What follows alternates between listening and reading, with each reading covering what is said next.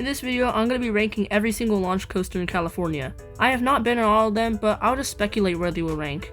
For this list, I am not including family launch coasters because literally nobody cares about those. Starting off the list, we have West Coast Racers at Six Flags Magic Mountain. This ride I find super overrated. I think the lap bars and shin guards don't bother me, but it's the comfort collars that do.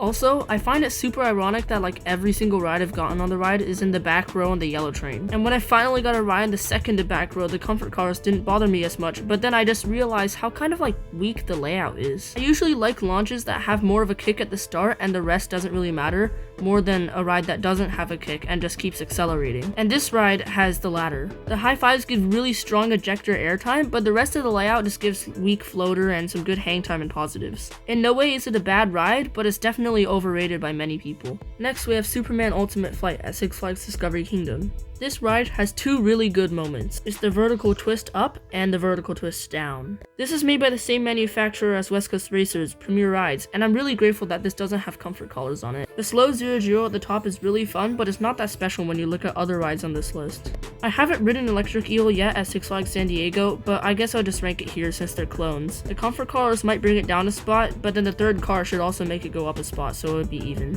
Next is Incredicoaster. I have not ridden this ride, nor have been to this park, but this is where I predict it will be when I ride it. If I ride it. This ride doesn't look the most thrilling with only one inversion and many weak moments. I've heard from many people that the vertical loop is very rattly and the airtime hills at the end give some good airtime.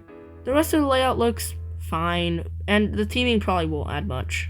Next is a ride I have ridden. It's Flash at Discovery Kingdom. I think this ride is pretty underrated. Going halfway up that inclined 0-0 gives some insane hang time. It's not like floating hang time, it's just dangling hang time.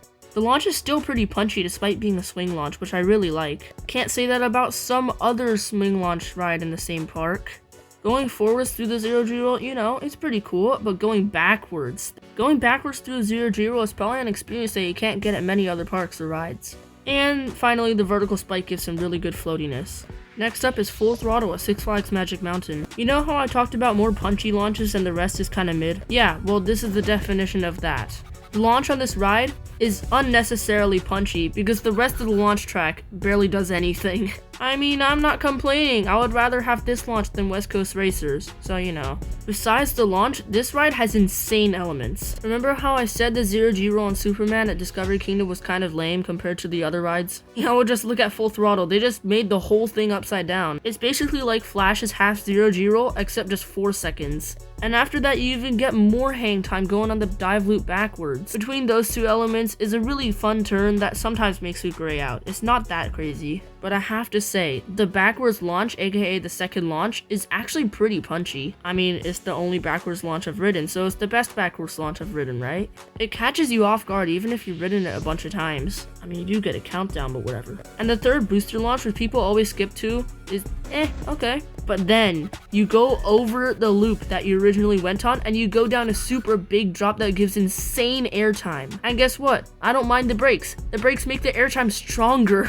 Yeah, this ride is short, but it's so action-packed, I don't even mind the length. This is basically just a better Skyrocket 2. I mean, it is the Skyrocket 3. Number 1 is Pony Accelerator at Knott's Berry Farm. This ride has by far the most punchiest and insane launch I've ever been on. Followed that with a 200-something foot top hat, which includes some great airtime going up and down the top hat. This is probably my favorite coaster moment of all time except for X2's first drop. The turns are fun going at a super high speed, but they're just nothing special. The main star of the show is the insane launch and the super tall top hat. Combined with the super minimal T-bar restraint, you're in for a treat. The only complaint I have for this ride is that the headrest is a little bit uncomfortable.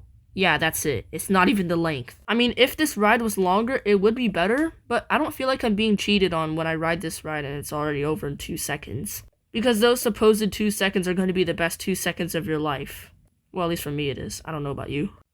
Anyways, that's all I got for you. So let me know if I missed anything, and I'll see you later.